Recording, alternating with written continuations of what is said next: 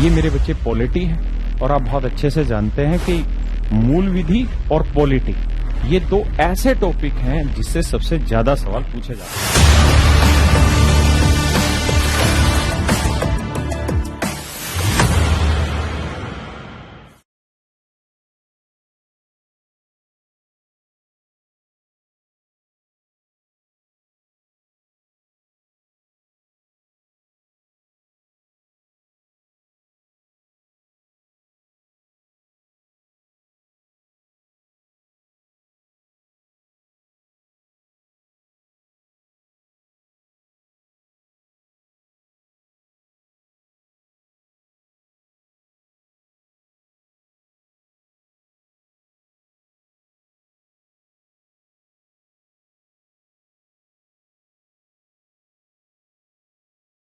नमस्कार दोस्तों, उम्मीद करता हूँ आप सभी बिल्कुल ठीक होंगे और क्लास लेने के लिए आप सभी बिल्कुल तैयार होंगे।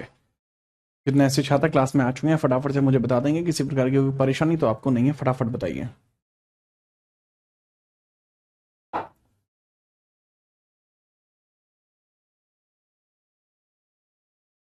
प्रिंस कैसे हैं आप?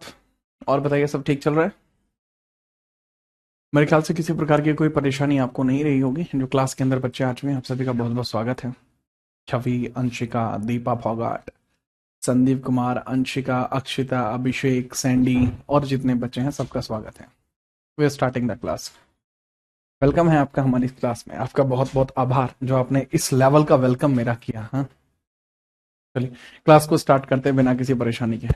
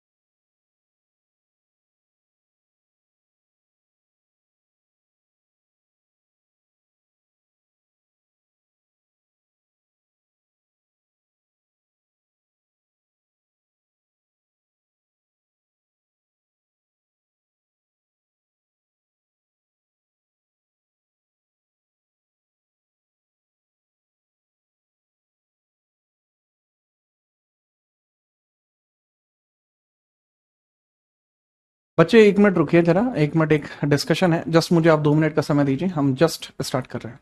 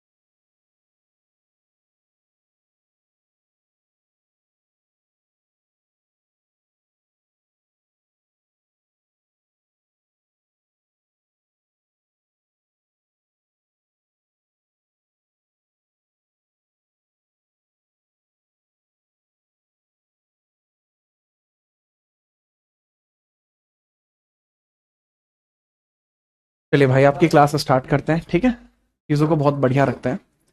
अब देखिए, कोई मैटर हो गया था, हाँ मैटर हो गया था सुलझा दिया गया है। आपकी 10 मिनट खराब हुई, उसके लिए मैं माफ़ी चाहता हूँ कि आपकी 10 मिनट खराब हुई। क्लास को स्टार्ट करेंगे बिना किसी परेशानी के। मुझे नहीं पता था कि क्लास की शुरुआती 10 मिनट खराब हो जाएंगी। अब हम क्लास को स्टार्ट कर रहे हैं। मेंटल पीस की बहुत ज़्यादा ज़रूरत होती है, आपको मैं सच बताऊं तो। अभी जैसे कोई भी मुझसे कोई भी बात करके गया है, अब क्या पता वो मुझसे क्या बात करके गया है, उसकी वजह से क्या पता मेरा मूड खराब हुआ है, क्या पता मेरा मूड अच्छा हुआ है। बहरहाल जिस तरीके से मैं बात कर रहा था उस हिसाब से तो आपको पता ही लगा होगा कि हाँ जी, अच्छी बात तो ही नहीं थी बट उसके बाद अगर आप ये देख रहे हैं कि उसके बाद भी मैं अगर हंस के पढ़ा रहा हूं, तो आप ये लेवल लगा लेना कि अभी बहुत चीजें मतलब इधर से उधर भी हो जाती हैं, तो मुझे वो चीजें आपकी क्लास लेने में प्रभावित नहीं करती। ठीक है, तो ये बात हमेशा याद रखना कि कोई और चीज किसी और को प्रभावित ना कर दे। आपका मूड कहीं और खराब हो, आप उसका गुस्सा कहीं और निकाल दो, तो वो चीज नहीं होनी चाहिए, है ना। तो वो चीज ऐसा होना चाहिए। मैं हमेशा से यही करके रखता हूं कि जो जहां हो वो वहीं होना चाहिए। ठीक है, चलिए गुस्से में कहिए नहीं, मुझे गुस्सा करने की आवश्यकता नहीं है। गहरे समुंदर अक्सर शांत होते हैं। Now understand the point. कल की क्लास में जहां तक हम टॉपिक को छोड़ चुके थे, मैं वहां से आगे बढ़ाऊंगा, ठीक है, और चीजों को हम थोड़ा आगे लेके जाने का प्रयास करते हैं। यहां तक मैं बातें कर चुका था, मैं इसके आगे की बातें कर रहा हूं। और हेडिंग डाल लीजिए आप, कार्यपालिका।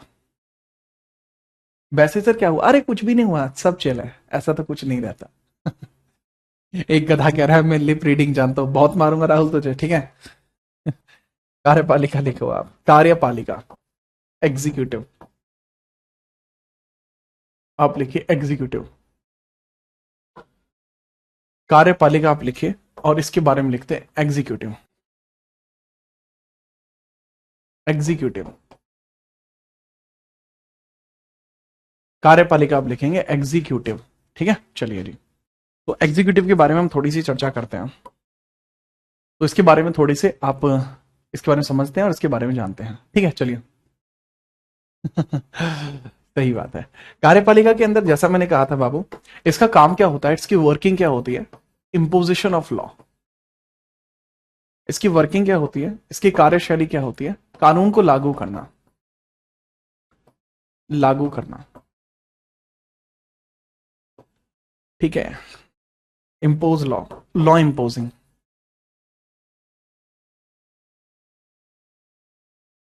लॉ इम्पोजिंग इसका काम होता है, कानून को लागू करना इसका काम होता है, ठीक है। चलो, लॉ इम्पोजन इसका काम होता है, इसका कार्य क्या होता है वो समझिए। अच्छा, बात बड़ी यही होती है कि भाई जैसे एक बहुत कॉमन सी बात बताओ, ठीक है। एक बड़ी कॉमन सी आप देखिएगा कि एक तो विधायिका है, एक कार्यपालिका, एक न्यायपालिका है। विधायिका का काम होता है लॉ मेकिंग, इसका काम होता है बाबू लॉ मेकिंग। लॉ मेकिंग इसका काम होता है। इसका जो काम होता है वो लॉ इम्पोजिंग होता है, लॉ इम्पोजिंग। और इसका जो काम होता है बाबू जुडिशरी का, होता है लॉ कंजर्वेशन। अब ये बताइए स्टेप 1 क्या होगा? क्या पहले कानून बनना, कानून लागू होना, और कानून का संरक्षण होना या उसकी व्याख्या होना? कानून का संरक्षण या उसकी व्याख्या होना, ठीक है। चलिए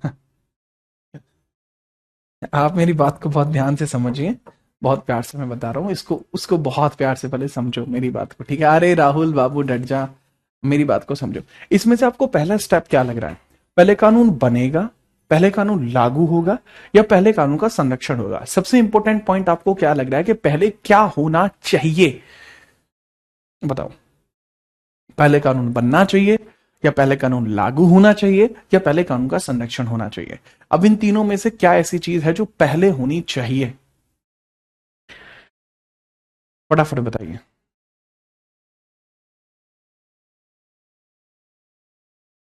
कि सर ये होना चाहिए पहले, सर लेजिस्लेटिव पहले होना चाहिए था, तो मतलब पहले कानून बना चाहिए था फिर लागू होना चाहिए था, राइट। सबको यही लगता है।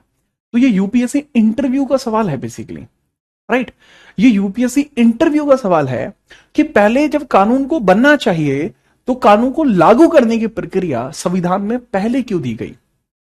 That was the question that was asked in UPSC. तो इंटरव्यू का क्वेश्चन है। तो मैंने कभी यूपीएससी के इंटरव्यू में तो मैं नहीं बैठा भाई, मैं झूठ बोलूं खामखा, ठीक है। बट पॉइंट है कि मुझे पता है कि मैंने मॉक्स वगैरह इंटरव्यू वगैरह काफी देखे हुए हैं, मॉक इंटरव्यूज वगैरह प्लस फील किए हुए हैं, प्लस वैसे इंस्टीट्यूशंस के लिए होते हैं तो वो भी मैंने काफी सारे किए हुए हैं, मैं बैठ चुका हूँ, ठीक है। I was also once in a panel, ठीक है।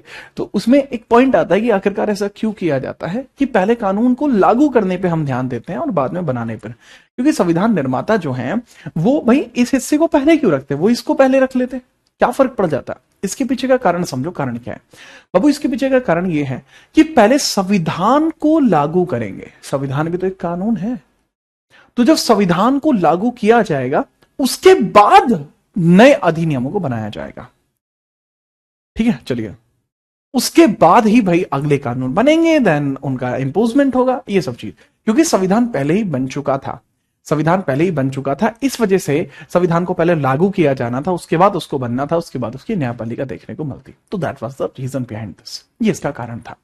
तो हम बात करते हैं सबसे पहले कि भाई कानून का लागू करना यहां पर आता है, और इसमें सबसे पहला जो पोस्ट देखने को मिलता है सर, जो कि पोस्ट आपको यहां देखने को मिलता है, किसका भला? जो पहला पोस्ट इसके अंतर्गत आपको देखने को मिल जाता है वो किस चीज का होता है, वो समझिए।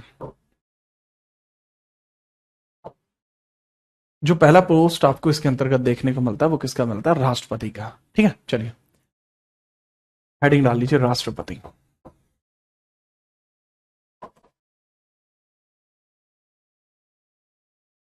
यानी कि प्रेसिडेंट की हम बात कर रहे हैं, यानी कि प्रेसिडेंट की हम बात कर रहे हैं, यानी कि बाबू किसकी बात कर रहे हैं? प्रेसिडेंट की बात कर रहे हैं, प्रेसिडेंट की हम बात कर रहे हैं। राष्ट्रपति अर्थात प्रेसिडेंट की अपन बात करेंगे। गधेड़ा। अबे प्रो एंड कॉन्स की जरूरत नहीं थी, पहले संविधान बन चुका था इसलिए प्रोस एंड कॉन्स देख रहा है, मांझा मांझा। तो राष्ट्रपति के लिए आर्टिकल होते हैं, आर्टिकल 52 से लेके 62। तो सबसे पहले आपको देखने को मिलता है आर्टिकल 52, ठीक है। चलिए सबसे पहले आपको देखने को मिलता है आर्टिकल 52। आर्टिकल 52 आपको देखने को मिलता है। First of all we have article 52, जिसके बारे में अभी अपन चर्चा करेंगे आर्टिकल 52 के बारे में, तो इसके बारे में थोड़ा सा देखिएगा। आर्टिकल 52 में बताया जाता है राष्ट्रपति का एक पद होगा, ठीक है, राष्ट्रपति का एक पद होगा,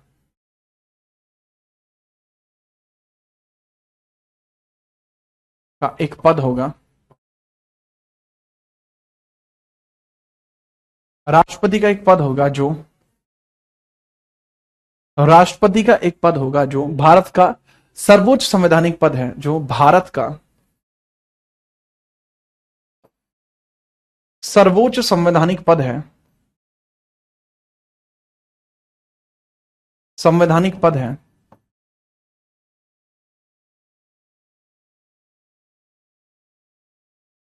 तथा वह भारत का प्रथम नागरिक भी कहलाएगा, तथा वह भारत का प्रथम नागरिक भी कहलाएगा, तथा वह भारत का प्रथम नागरिक भी कहलाएगा, भी कहलाएगा। ये बात बाबू आर्टिकल 52 में लिखी हुई है। इसके बारे में सेम ऐसे ही आपको लिखना होगा, there shall be a post of president, there shall be a post of president, there shall be a post of president, there shall be a post of president considered first citizen of India, considered highest considered highest constitutional post, highest constitutional post, and first citizen of India, and first citizen of India, first citizen of India, and first citizen of India, ठीक है। चलिए आगे बात करते हैं, इसके बारे में देखते हैं। तो भाई भारत में एक राष्ट्रपति का पद होगा जो भारत का सर्वोच्च संवैधानिक पद होगा, वह भारत का प्रथम नागरिक भी कहलाएगा। एक हाईएस्ट पोस्ट क्रिएट करने के बारे में यहां पर बातें की जाती हैं कि भैया राष्ट्रपति का एक पद होगा जो भारत का सर्वोच्च संवैधानिक पद होगा, वह भारत का प्रथम नागरिक भी कहलाएगा। इसके बारे में बातें यहां पर की जाती हैं। मुझे नहीं लगता कि इसमें आपको कोई दिक्कत होगी। तो भाई राष्ट्रपति ही होगा जो टॉप मोस्ट लेवल पे काम करता है इंडिया के अंदर। तो आई गेस कि इसमें आपको समस्या नहीं है। पूछा जाता है कि यह पद कहां से लिया गया है। ये बहुत इंपॉर्टेंट बात है, यह पद कहां से लिया गया है। यह पद कहां से लिया गया, कहां से लिया गया, from where this post has been taken. यह संसदीय प्रक्रिया का हिस्सा है।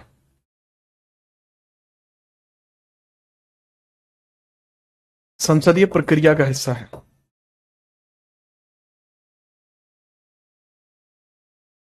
संसदीय प्रक्रिया का हिस्सा है। This is part of parliamentary procedure. This is part of parliamentary procedure. ये पार्ट ऑफ पार्लियामेंट्री प्रोसीजर है।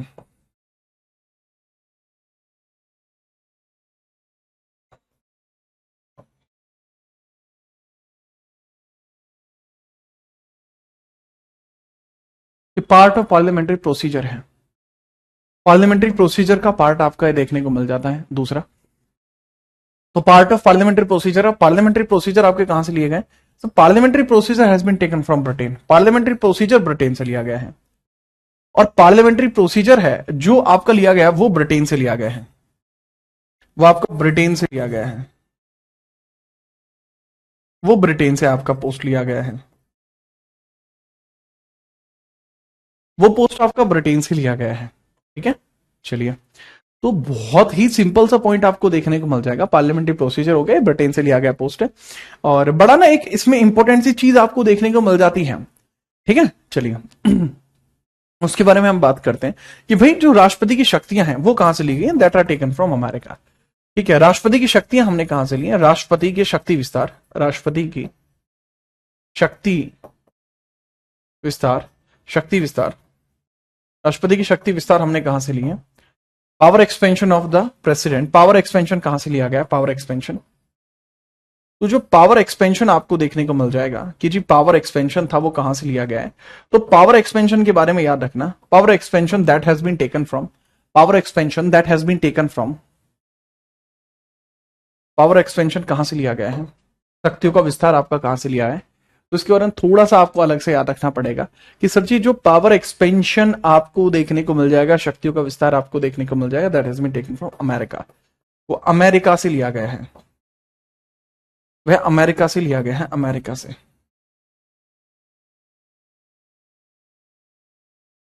वो अमेरिका से लिया गया है। ठीक है, थोड़ा सा इसके बारे में याद रखेंगे। आपसे कुछ ना मिसलेनियस क्वेश्चन बनते हैं। पहले राष्ट्रपति, वर्तमान राष्ट्रपति, पहले सिख राष्ट्रपति, पहले राष्ट्रपति जो पद पर रहते हुए मर गए, सबसे युवा राष्ट्रपति, ये सब कुछ सवाल आते हैं। जैसे कुछ सवाल आपसे पूछे जा सकते हैं कि पहले राष्ट्रपति कौन थे, फर्स्ट प्रेसिडेंट राष्ट्रपति आपके कौन थे। वर्तमान राष्ट्रपति कौन है, वर्तमान राष्ट्रपति कौन है। पहले मुस्लिम राष्ट्रपति कौन है, पहले मुस्लिम राष्ट्रपति आपके कौन हैं। मुस्लिम राष्ट्रपति आपके कौन हैं।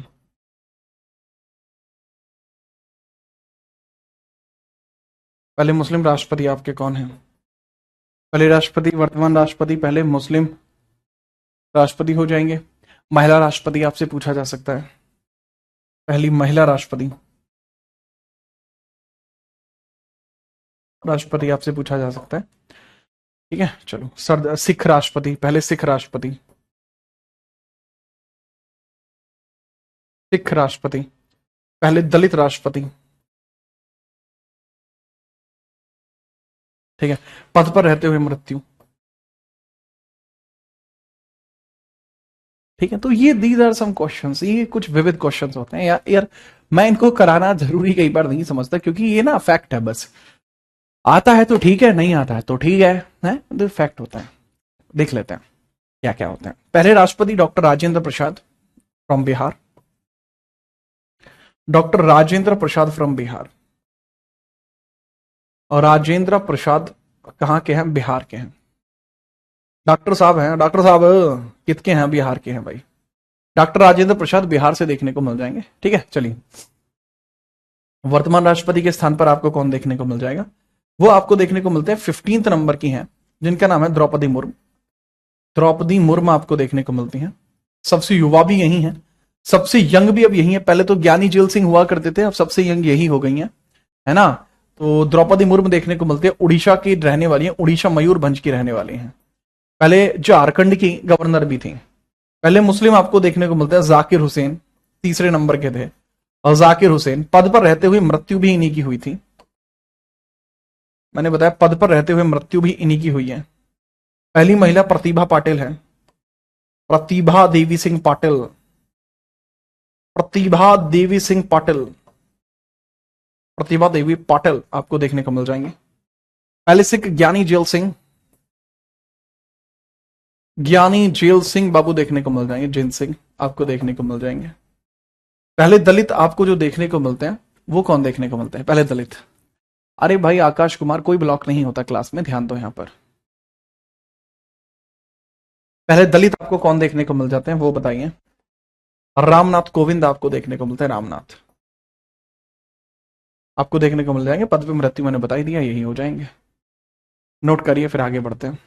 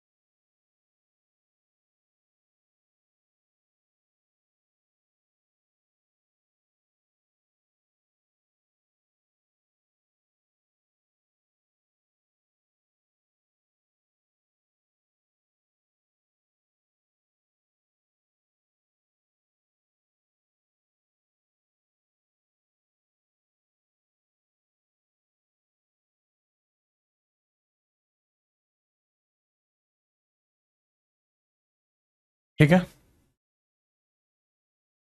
अच्छा एक सवाल मैं हमेशा पूछता हूं हर बैच में, आपके बैच में पूछता हूं। अभी तक मुझे इस सवाल का सही जवाब नहीं मिला है। जिस दिन मुझे इस सवाल का सही जवाब मिल जाएगा, मैं अपने जो है इंस्टाग्राम के ऊपर, यूट्यूब के ऊपर, स्पेशली उस लड़के का या लड़की जो भी उसका सही जवाब देगा, उसका नाम डिक्लेयर करूंगा कि ही इज द पर्सन जिसने सही जवाब दिया। जैसे सवाल मेरा बहुत सिंपल है, आपको बताना है कि भारत का प्रथम नागरिक राष्ट्रपति ही क्यों है? वह ये प्रथम राष्ट्रपति जो है, प्रथम जो नागरिक वो राष्ट्रपति ही क्यों है? ठीक है, चलिए तो बताइए। हाँ बाबू, शिवा मुस्कान पांडे आप प्रयास कर सकते हैं।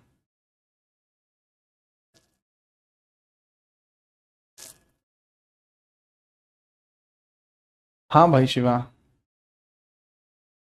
फटाफट आप मुझे आंसर GTRANA.77 इंस्टाग्राम पर दे सकते हैं।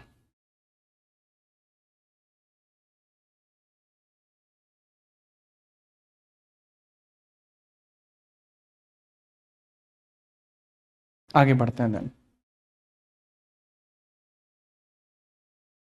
राष्ट्रपति का क्या कार्य होता है इन आर्टिकल्स में? बाबू अमन वही जानेंगे हम। हेडिंग आगे डलिए। आर्टिकल 52 क्लियर होता है, अब हम बात करते हैं आर्टिकल 53 के बारे में। सबसे बुजुर्ग व्यक्ति को राष्ट्रपति बनाया था, किसने बनाया था? अरे वो संविधान सभा थी। सर आपके पास योग्यता है, किस चीज की योग्यता? क्योंकि सभी शक्ति राष्ट्रपति के पास होती हैं, तो इस हिसाब से दूसरा पर्सन प्रधानमंत्री होना चाहिए था, पर ऐसा नहीं होता। मुझे उसका एग्जैक्ट आंसर भी चाहिएगा, राइट? आर्टिकल 53 की बात करते हैं, आर्टिकल 53 की बात करिए। आर्टिकल 53 की बात करते हैं।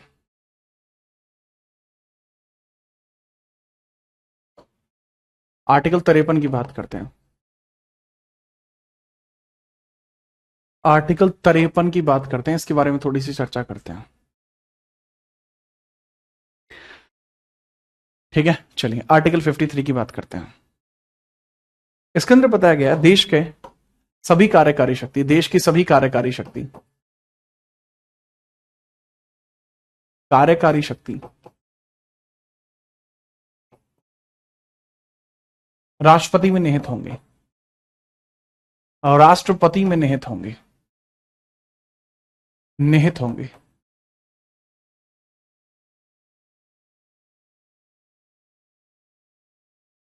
होंगी तो जितनी भी शक्तियां हैं वो किसमें निहित होंगी? राष्ट्रपति में निहित होंगी। ठीक है, all the executive powers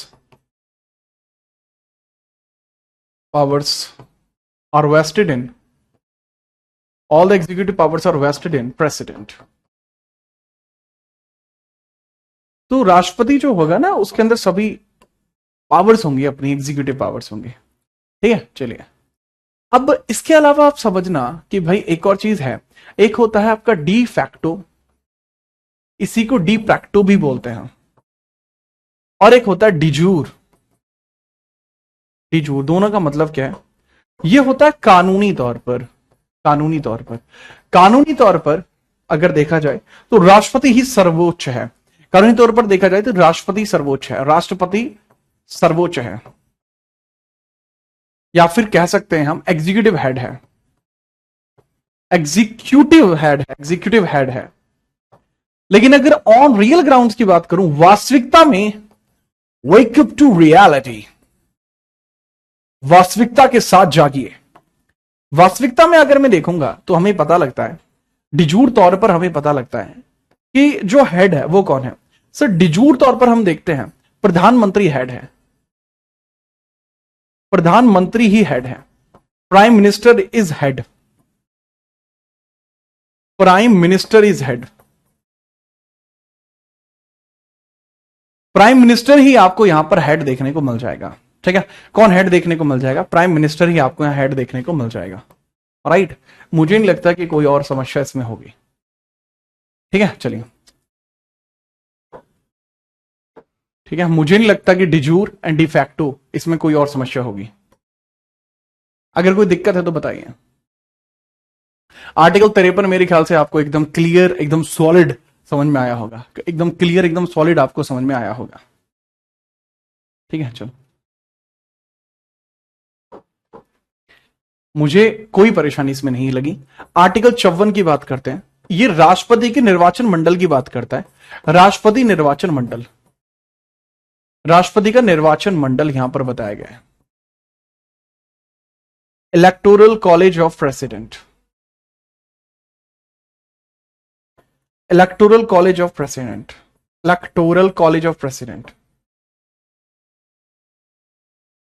president, electoral college of president, electoral college की बात करते हैं। कौन कौन राष्ट्रपति के चुनाव में भाग लेता है? कौन कौन होता है सर? देखिए, विधानसभा सदस्य होते हैं, विधानसभा सदस्य होते हैं, विधानसभा सदस्यों के बाद आपको देखने को मिल जाते हैं जितने भी लोकसभा सदस्य होते हैं,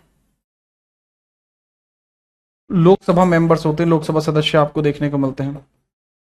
विधानसभा सदस्य, लोकसभा सदस्य और राज्यसभा सदस्य, राज्यसभा सदस्य। बट बड़ी बात क्या है बाबू, विधानसभा तो होती है राज्यों में, तो ये स्टेट विधानसभाओं के सदस्य होते हैं। दूसरा, ये इलेक्टेड होते हैं केवल और केवल जिनके लिए चुनाव हुआ हो।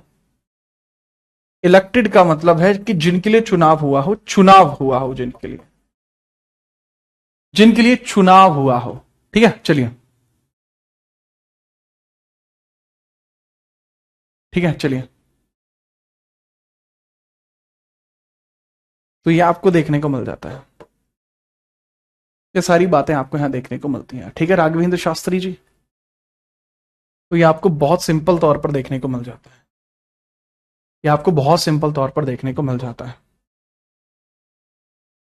बाबू। इलेक्टेड का मतलब है जिनके लिए चुनाव हुआ हो, केवल वही इसमें आएंगे। ठीक है, अभी तक मुझे एक लड़की ने उत्तर दिया था, हरियाणा से थी वो लड़की, और वो ऑफलाइन में पढ़ती थी बेसिकली, तो उसने मुझे आंसर दिया था। तो मैंने बोला था कि दैट इज सो गुड। तो she was not in social media, so that's why I was unable to say her name actually. तो that's why the point is. अच्छा, जो भी मुझे बताएगा ना राष्ट्रपति के बारे में, वो ये भी बताना ऐसा क्यों बता रहे हैं आप, ठीक है। उसके पीछे आप नागरिकता को कैसे कनेक्ट करोगे वो भी बोलना पड़ेगा, कि उसमें आप किस तरीके से उसको कनेक्ट करते हो, ठीक है, वो भी आपको बताना पड़ेगा। इसको फटाफट नोट करो, देन आगे बढ़ते हैं।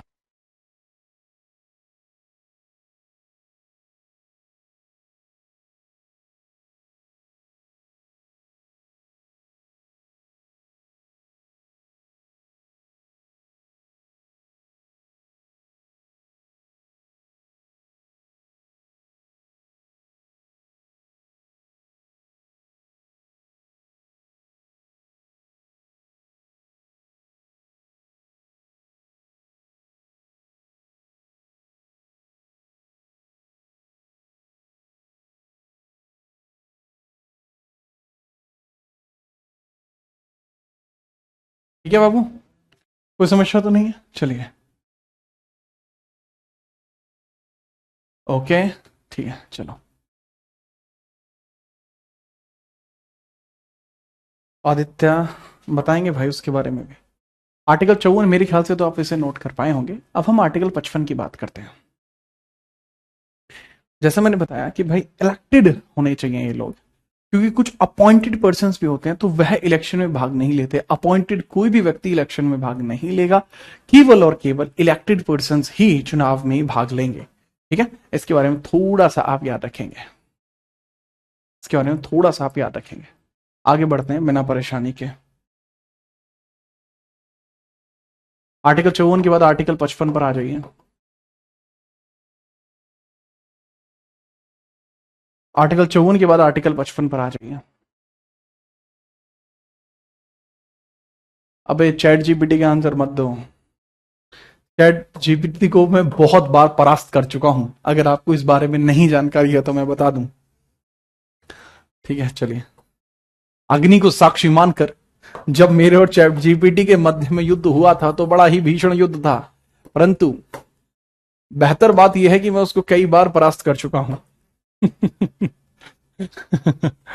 आर्टिकल 55 आप लिखें। इसमें बताया गया युद्ध नहीं, राष्ट्रपति के चुनाव की प्रक्रिया, राष्ट्रपति चुनाव की प्रक्रिया, राष्ट्रपति चुनाव की प्रक्रिया, प्रक्रिया, प्रोसीजर ऑफ प्रेसिडेंट इलेक्शन है, प्रोसीजर ऑफ प्रेसिडेंट इलेक्शन है, ठीक है। चलिए, प्रोसीजर ऑफ प्रेसिडेंट इलेक्शन।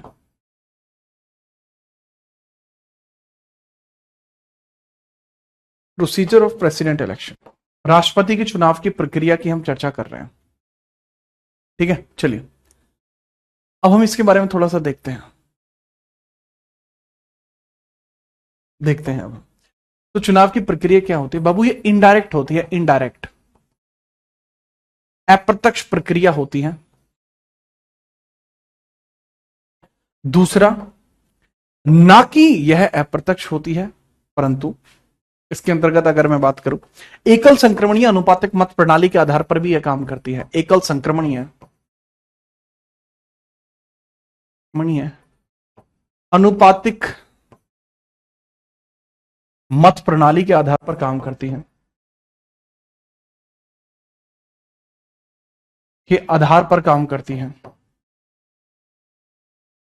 आधार पर काम करती है, आधार पर काम करती है। एक संक्रमण है, इसको बोलते हैं सिंगल ट्रांसफरेबल प्रेफरेबल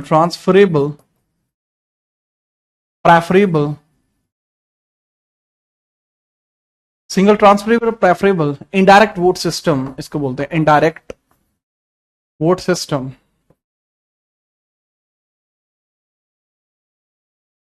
इसको बेसिकली बोला जाता है, ठीक है। चलिए, अरे भाई दीपाशा, आपको नहीं बोला, राहुल चैट जीपीटी से आंसर लिख रहा था। ठीक है, तो ये सिस्टम होता है।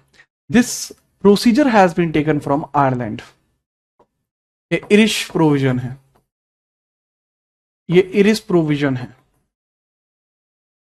कैसा इरिश प्रोविजन ये है होता है? इरिश का मतलब है आयरिश, बेसिकली बोलते हैं इसको, आयरिश इसको बोला जाता है। आयरिश प्रोविजन ये होता है,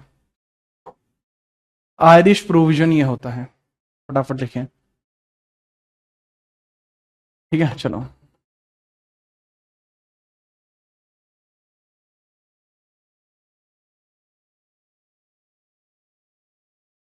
प्रक्रिया क्या है? देखो बाबू, इसमें क्या होता है, इसमें कुछ कॉन्सेप्ट होते हैं। इसमें ऐसा नहीं होता कि राष्ट्रपति का चुनाव है, चलो भाई चलो वोट गिरने चल रहे हैं और जाके आपने वहां जाके ऐसे ही वोट डाल दी। नहीं, इसमें प्रोसीजर नहीं है, इसमें एक अलग प्रोसीजर फॉलो होता है। इसमें आपकी जो वोट होगी उसकी एक वोट वैल्यू होगी। आपने सुना है कि इसमें प्रेफरेंस दिया जाता है राष्ट्रपति के चुनाव में कि सबको वोट देनी पड़ती है, जितने भी लोग राष्ट्रपति के लिए कैंडिडेट बनते हैं। तो ऐसे ऐसे आपने कुछ सुना होगा, राइट? तो उस पूरी प्रक्रिया की मैं चर्चा करता हूं, क्या प्रक्रिया होती है। ठीक है, चलिए तो उसको हम देख लेते हैं क्या है पोर्शन। ठीक है, now we talk about this Irish provision. क्या है बाबू? बाबू ये आयरलैंड के संविधान से लिया गया है। ये पूरा कॉन्सेप्ट आयरलैंड के संविधान से लिया गया है। ठीक है, चलिए। ओके, चलिए। क्या रहे चंदू, नोट करो इसके अंदर क्या होता है। जैसे मान के चलिए, अगर मुझे राष्ट्रपति का चुनाव लड़ना है तो प्रोसीजर क्या होगा, मैं अपने ऊपर एग्जांपल लेके समझाता हूं, आप समझ जाएंगे। मान के चलिए मैं राष्ट्रपति जी का चुनाव लड़ना चाहता हूं। जब अब्बा ये राष्ट्रपति जी का चुनाव लड़ेंगे हम, तो सबसे पहले मुझे क्या करना होगा, मुझे आपका नामांकन दाखिल करने से पहले, ऐसे ही मैं नामांकन जाके नहीं कर सकता कि जी मैं राष्ट्रपति के चुनाव के लिए खड़ा होगा। नहीं, मुझे इलेक्शन कमीशन ऑफ इंडिया की तरफ से लेटर आएगा, तभी मैं चुनाव में खड़ा हो सकता हूं। अब वो लेटर कैसे जाएगा? 50 प्रस्तावकों के द्वारा, 50 इंट्रोड्यूसर के द्वारा, एक लेटर लिया जाएगा। मतलब लेट सपोज कि भाई एक खाली कागज देखूं मैं, खाली कागज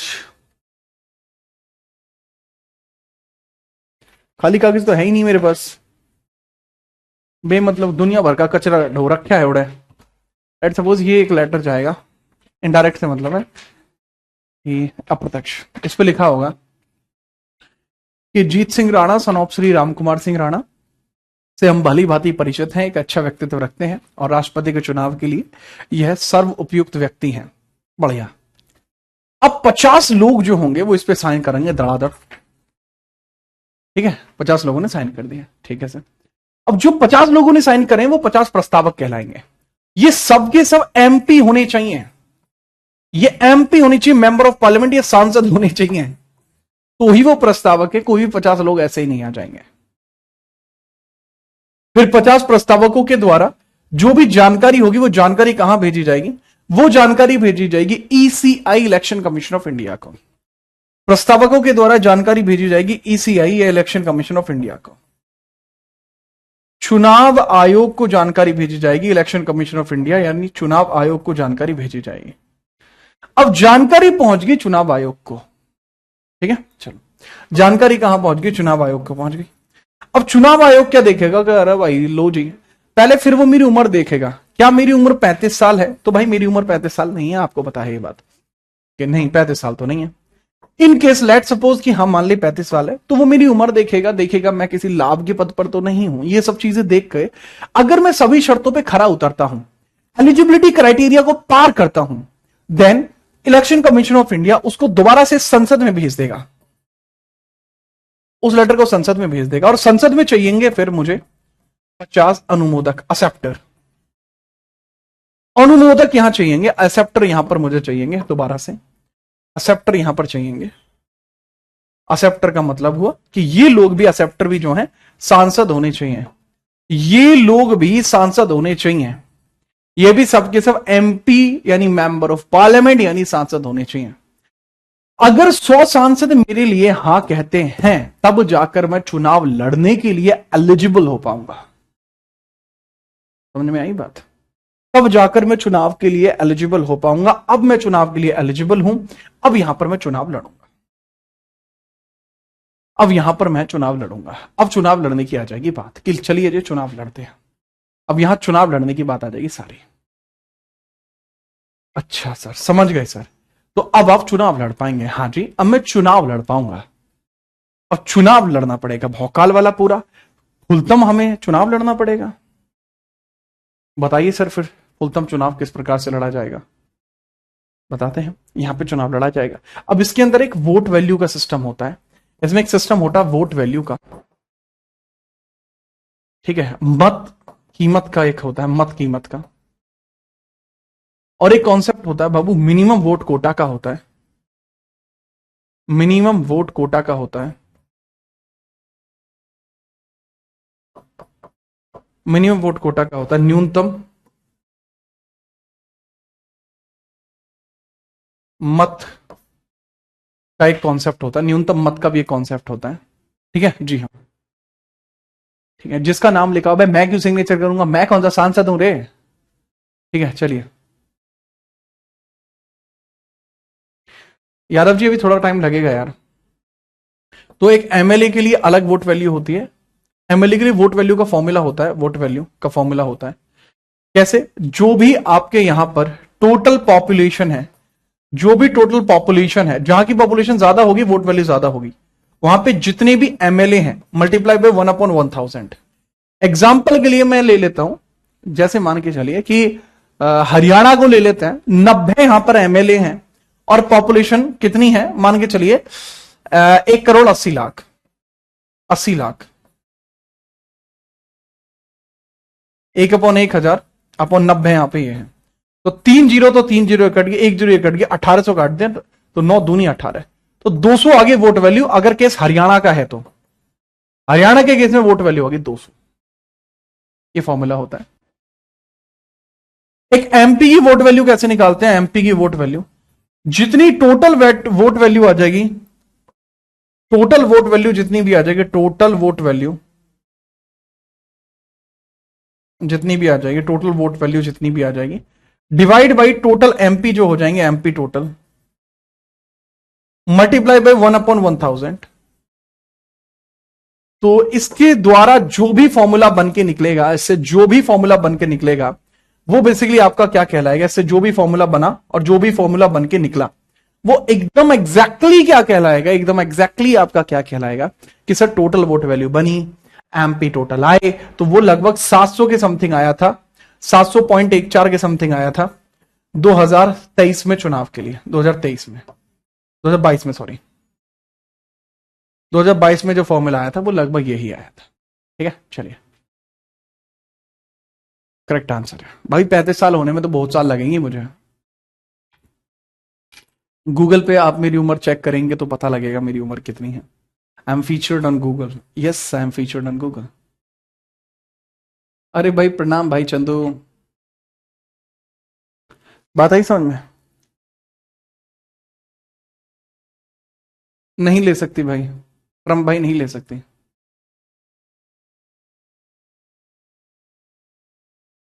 तो द्रौपदी जी तो सांसद थी तो कैसे प्रेसिडेंट बनी? उन्हें अपनी सीट से रिजाइन करना पड़ा, और दूसरी बात वो राज्यपाल थी, सांसद नहीं थी, ठीक है। फिर आप प्रेसिडेंट बन गए तो हमें कौन पढ़ाएगा, इसलिए तो बन नहीं रहा रे। क्या रे पगले, तेरे लिए तो पता नहीं क्या क्या, आपको नहीं पता, लेकिन मैंने पढ़ाने के लिए कितने त्याग करे वो मुझे पता है, लेकिन वो मैं बताना उचित नहीं समझता। मतलब मुझे लगता है कि मैं आपको इमोशनल करके अपनी तरफ नहीं खींचना चाहता, मैं चाहता हूं कि मैं कंटेंट के दम पर आपको अपनी तरफ खींचूं, दैट्स ओनली पॉइंट। मैं विवाहित नहीं हूं बच्चे। न्यूनतम मत की अगर मैं बात करूं, न्यूनतम मत आपको कितनी देखने को मिल जाती है, वो है 50% + 1, दैट इज 50% + 1। ये आपको देखने को मिल जाती है मिनिमम वोट क्वाटा।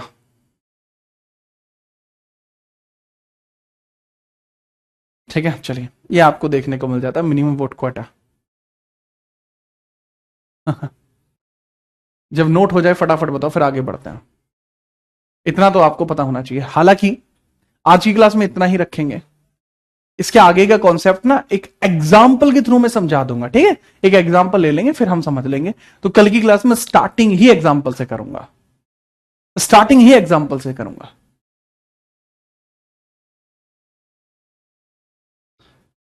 ठीक है, कल की क्लास में स्टार्टिंग एक एग्जाम्पल से करेंगे। बता देना कि सर एग्जाम्पल बताना था, तो स्टार्टिंग एग्जाम्पल से करेंगे। ठीक है ट्रम्प भाई, ठीक है। बाकी मिलते रहेंगे इसी प्रकार से, तब तक के लिए सावधान।